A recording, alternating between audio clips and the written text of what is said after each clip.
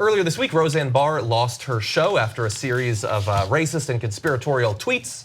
Now, to restore cosmic balance, obviously someone on the left needs to be destroyed. Thankfully, Samantha Bee used a dirty word on her show, so I think it's going to be her. She had this to say during a segment on the border.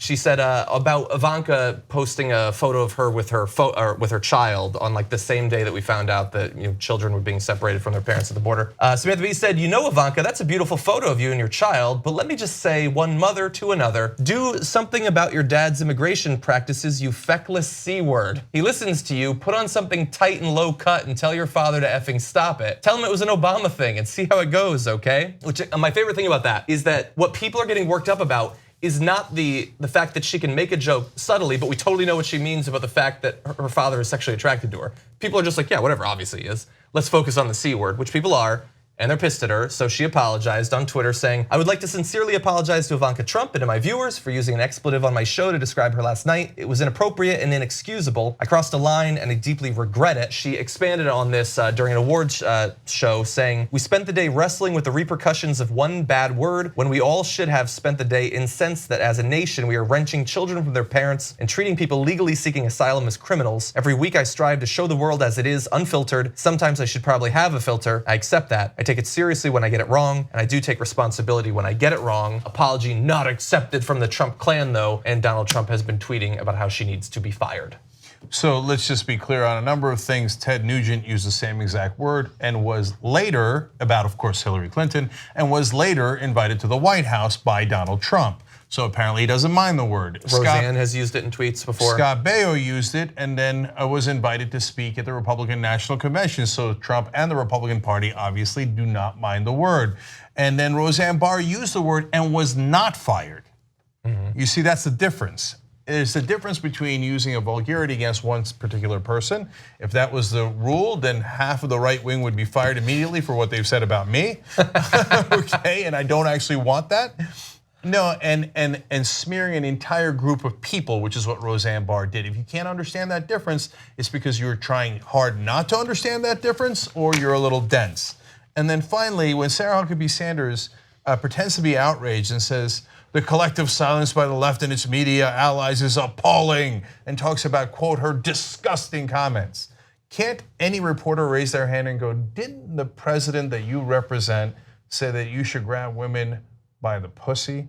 So could you please drink this tall glass of shut up juice while you pretend to care about vulgarity? I mean, we're tolerating this obvious lie by Sarah Huckabee Sanders and the Republicans that they care about it, and then they are offended that if you use vulgarity? What a preposterous notion.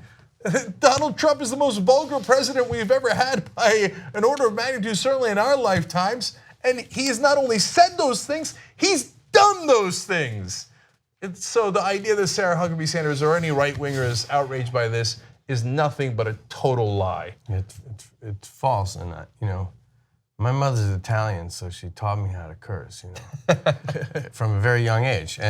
But I'll say that she hates that word. And that word causes really strong emotions from people, mostly women. But I don't think I've ever heard a woman use that word against another woman, which is sort of, I think, what she's trying to do and get away with here. And you can't equate one white celebrity woman using one word against another white celebrity woman with a white celebrity woman deliberately using a racist epithet against a powerful figure in the government, which is what Roseanne Barr did, right? Yeah. And they're not equatable. Right? Yeah. That's the problem here. Like, they're not equatable. And so now immediately it becomes this sort of one-upspersonship in the media, and that you lose the general outrage about the fact that we have a racist administration who was defending racists, and then you had somebody who was defending that administration using racism. That was the whole issue. Samantha Bee's sort of subtle use of a word that will tick almost everybody off in a different context, I think, has to be seen in that way.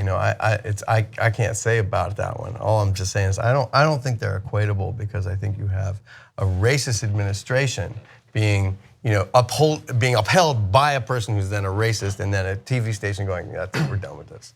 You know what I mean? It's subtle, but It's a reminder, though, that we can't fight Trump with Trump-like behavior. Yeah. We can't lower ourselves to his childishness. So we shouldn't use those kinds of words because it just becomes a distraction from the core terrible issues that Trump's advancing. Yeah, and the only thing I'll say to that is I will accept that from progressives like you guys. I will not accept it from the right wing. Just won't.